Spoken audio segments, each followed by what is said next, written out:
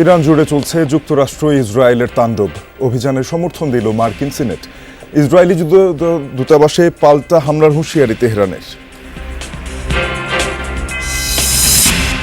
মধ্যপ্রাচ্যে আটকা পড়া বিমানের ২৮ ক্রু সহ ১৮৯ বাংলাদেশিকে নিয়ে দেশে এলো ইউএস বাংলার বিশেষ ফ্লাইট। শঙ্কা কাটল পরিবার স্বজনদের। সবসময় ওখানে মিসাইলের আর কি অ্যাটাক হচ্ছে, সবাই আতঙ্কিত আছে। যখন ওখানে গন্ডগোল হচ্ছে, বোমা হচ্ছে, তখন খুব টেনশন হচ্ছিল। ১৬ তারিখে ফ্লাইট ছিল, এখন তারা ওইখানে যুদ্ধের ভয়াবহতার কারণে অ্যাডভান্স টিকিট কেটে কত ফ্লাইটে, বাংলাদেশ ফ্লাইটে ওরা আসলো। দ্রুতই যুক্তরাষ্ট্রের বেশ কিছু অস্ত্রের মজুদ ফুরিয়ে যাবে ধারণা সমর বিশ্লেষকদের। মধ্যপ্রাচ্যের দেশগুলো থেকে পাল্টা আঘাতের শঙ্কা নিয়ে আন্তর্জাতিক অঙ্গনে আলোচনা।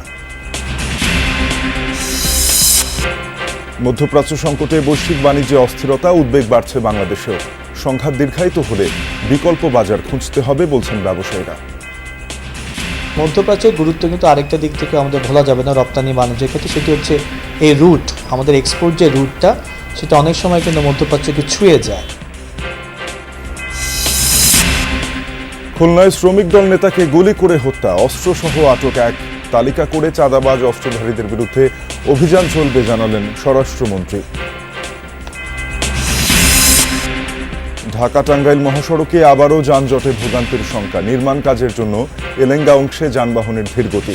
নির্বিঘ্ন হবে ঈদযাত্রা, দাবি পুলিশের। 1 ঘন্টা রাস্তা গোপালপুর যাইতে অনেক সময় 7 ঘন্টা 8 ঘন্টা লেগে যায়। এই জায়গায় আমাদের স্ট্যাটিক ডিউটি থাকবে, মোবাইল থাকবে, হোন্ডা মোবাইল থাকবে, সিনিয়র অফিসারদের তদারকি থাকবে, যেন কোথাও কোনো সমস্যা না হয়।